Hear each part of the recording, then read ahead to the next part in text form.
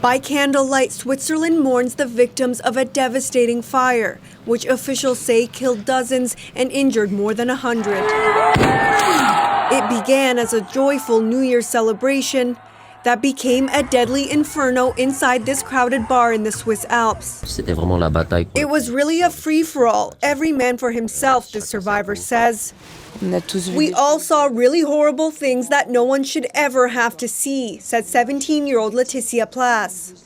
Le Constellation Bar is popular with tourists and young people. Now they're telling stories of partiers trampling over each other as they desperately tried to escape from the basement of the venue, racing up a staircase and toward a narrow door. There were no emergency exits, says this man who escaped. I had to make one myself by breaking a window. Online video verified by CBC News appears to show partiers, some still unaware of the danger, watching the fire engulf the ceiling. In these particular situations, people go into the building trusting that that is a safe place.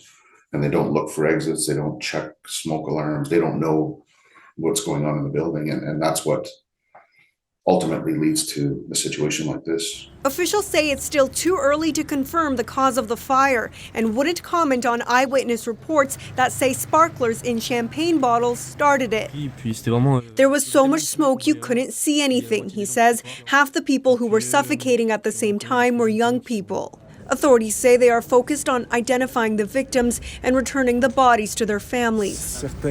Some still do not know whether their children have died, the president of Switzerland says. Some are in the hospital in difficult conditions. The country will observe 5 days of mourning as investigators work to determine the cause of the fire and so many deaths. Authorities say the grim task of identifying the victims could take weeks due to the severity of their burns. We know foreigners were killed and injured, but Global Affairs tells us they know of no Canadians that were involved. And Yasmin, officials are also trying to deal with the number of injuries. That's right. They say the number of people who suffered severe burns far exceeds the capacity of Switzerland's burn units and National Disaster Center, which is why some patients have been evacuated to France, Italy, and Germany. Yasmin, Renea, thank you.